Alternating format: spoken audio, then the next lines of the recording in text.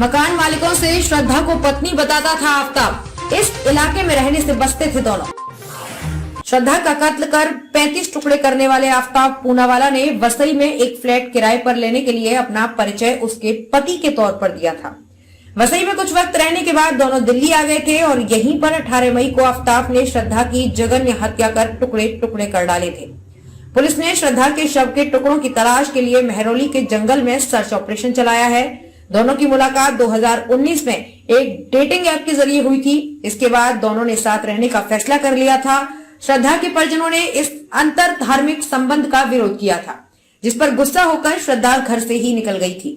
इन 3 सालों के दौरान वो ज्यादातर वक्त वसई में एक किराए के फ्लैट में रहे। इन लोगों ने एक रूम का फ्लैट नायगांव पूर्व में 2019 में लिया था। यहाँ मकान मालिक से उन्होंने अपना परिचय पति और पत्नी के तौर पर कराया था। रेंट एग्रीमेंट पूनावाला के नाम पर ही बना था, हालांकि उनका रजिस्ट्रेशन नहीं हुआ था और किराए पर फ्लैट देने से पहले कोई पुलिस वेरिफिकेशन भी नहीं कराया गया था। कोरोना की लहर के पीक के दौरान इन लोगों ने वहां से फ्लैट खाली कर दिया था। यही वजह है कि सोसाइटी के ज्यादातर लोग इनके बारे में ज्यादा कुछ नहीं जानते हैं। अक्टूबर 2020 में श्रद्धा और आफ्ताब ने वसई के विजय विहार के रीगल अपार्टमेंट में एक फ्लैट लिया था। यहाँ पर भी आफ्ताब ने फ्लैट मालिक से श्रद्धा को अपनी पत्नी बताया था। यहाँ उसने आधार कार्ड जमा किया था और अपने वसई स्थित घर का पता दिया था।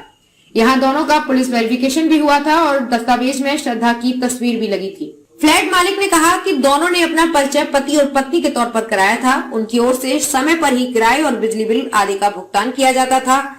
श्रद्धा दहिसर के एक रिटेल स्पोर्ट्स स्टोर में काम करती थी, जहां पहुंचना वसई से आसान था।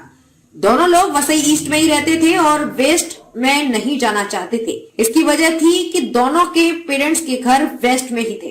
बीते साल सितंबर में इन लोगों ने ये फ्लैट खाली किया था और फिर पास में ही कहीं चले गए थे। इसके बाद इसी साल मार्च में दिल्ली पहुंच गए थे।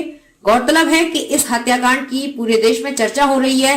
श्रद्धा के पिता विकास मदन ने आफ्ताब को फांसी की सजा दिए जाने की मांग की है।